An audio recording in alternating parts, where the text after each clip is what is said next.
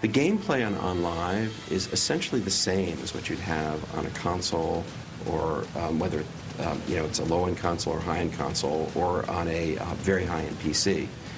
The difference is you can now play games that are beyond the performance capability of existing consoles or anything but the very highest-end PCs. That is OnLive CEO Steve Perlman. His Silicon Valley startup is about to begin large-scale testing of a system that streams video games to your TV or PC. Bloomberg columnist Rich Jaroslavsky is here to discuss how this new technology could usher in a new era in the $21 billion video game market.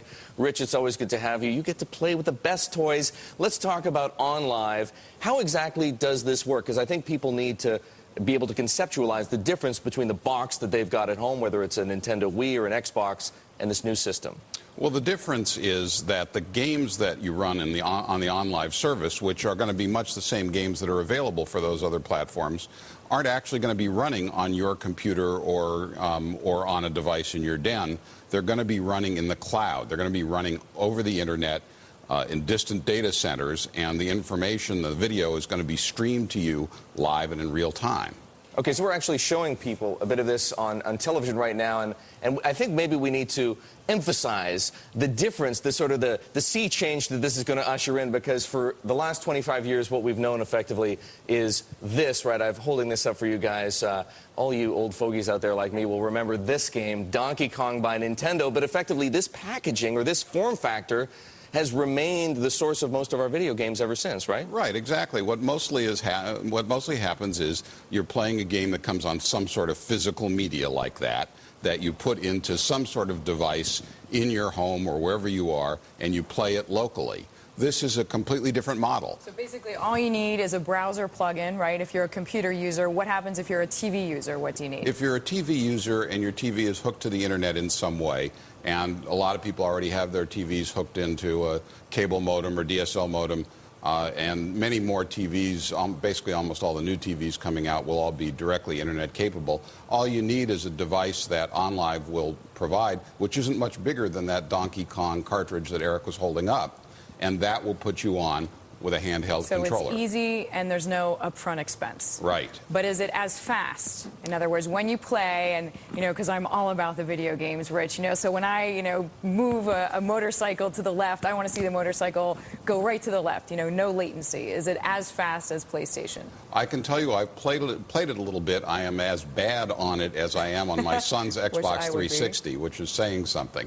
But the response time is instantaneous. The real question is, how's it going to behave when there are many more people on the system all hitting it at the same time? But it's kind of amazing when you stop and think about what's going on, that you're playing this computer, you're moving the controller, you're seeing the immediate response on the screen, but in the meantime, the information has been shot over the internet, maybe as far as 1,000 miles away, and the video coming back to you reflecting what you've done. How many people are in the test bubble now versus how many users could eventually be hooked into the system? It's a very limited audience right now. It's a very limited internal audience. What they're about to do next month is to open it to a much wider public beta with a plan to launch the service as a full commercial service in the wintertime. And it'll really be important to see how it performs when there are many thousands of users simultaneously. Rich, very quickly, because we've only got about a minute, maybe 45 seconds left. The skeptic in me dying to get out. This does depend to a certain degree on connectivity, A, and B, there's a huge installed base for PlayStation, Xbox, Wii, you name it, right? The installed base is not going away. The interesting thing about those machines is that they themselves are morphing much more into online services. Microsoft, Nintendo, Sony all have plans. They already have online services and ways to deliver more content. So in a lot of ways, these two platforms are sort of coming together in the future.